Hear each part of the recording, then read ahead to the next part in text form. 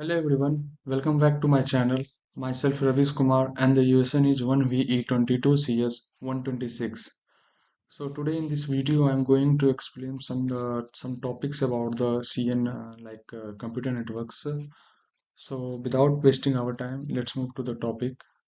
Our topic is Unicast routing techniques for mobile ADHOC networks. So let's move to the topic. A mobile ADHOC network MANET is an autonomous system of functionally equivalent mobile nodes which must be able to communicate while moving without any kind of weird infrastructure. At this end, mobile nodes must cooperate to provide the routing service. Routing in mobile environment is challenging due to the constraint existing on the resources, transmission bandwidth, CPU time, and battery power, and the required ability for the protocol to effectively track topological changes. This paper discussed the issue of routing in mobile ADHOC network by focusing on the main solution proposed in the literature to cope with mobility. The paper survey the technique adopted for the case of unicast routing means when it is required to send a packet from a source node to a destination node by illustrating how they are introduced into the main representative protocols. The introduction about this survey paper is the term managed mobile ADHOC network refers to a set of wireless mobile nodes that can communicate and move at the same time. No fixed infrastructures are required to allow such communications. Rather, all nodes cooperate in the task of routing packets to destination nodes.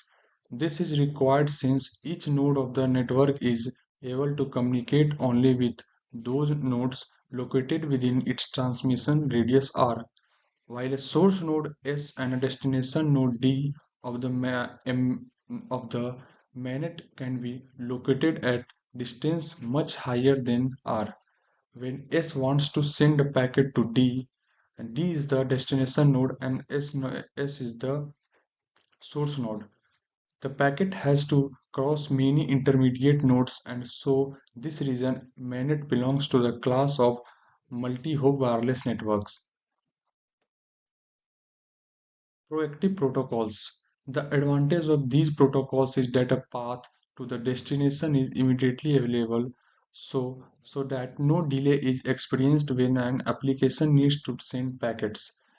In some cases, this can be useful for interactive applications. The main mechanism adopted in proactive protocols are the following. The first one is to increase the amount of topology information stored at each node to avoid loop and speed up protocol convergence. Second one is the to vary dynamically the size of route updates and or the update frequency. And the third one is to optimize flooding. And fourth one is to combine DV and LS features. Tailoring distance with factor protocol DSDV, the destination sequenced distance vector protocol is one of the first attempt to customize the classical DVF protocol.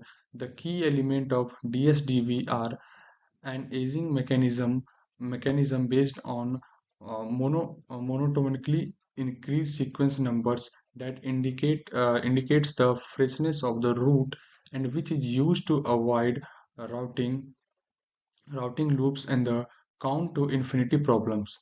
The second one is the huge full route updates seen periodically every update interval or incremental route updates sent on topological changes. And the third one is the delay of route updates for routes that are likely to be unstable, means those for which a new update is on the way towards a node. Reactive protocols, a different approach for routing in the different approach for routing in mobile environmental is routing on demands. The approach is characterized by the elimination of the conventional routing tables at nodes and consequently the need of their updates to track changes in the network topology. On-demand routing protocols calculate a path before data transmission. If data traffic is not generated by nodes, then the routing activity is totally absent. For such a reason, they are also called reactive protocols. A reactive protocols is characterized by some following procedures used to manage path, like path discovery, path maintenance, path deletion. Data forwarding is accomplished according to main techniques. First one is source routing, and the second is hope by hope. Position aided protocol LAR. The novelty in the location aided routing protocols LAR is the estimation of the position of the destination node used to increase the efficiency of the discovery procedure. Only a subset of nodes are subsets are queried during the discovery phase, especially the ones in the so-called request zone nearby the estimate. LA are used standard flooding as a fast resort when no estimation are available. The position can be obtained, for example, from the global position system GPS. The request zone is calculated from the expected zone, which is defined as the zone where the destination node D should be located from the viewpoint of the source node S at the current time T1, given that S known is its position at some time T0 in the past and its average velocity. Protocol performance analysis.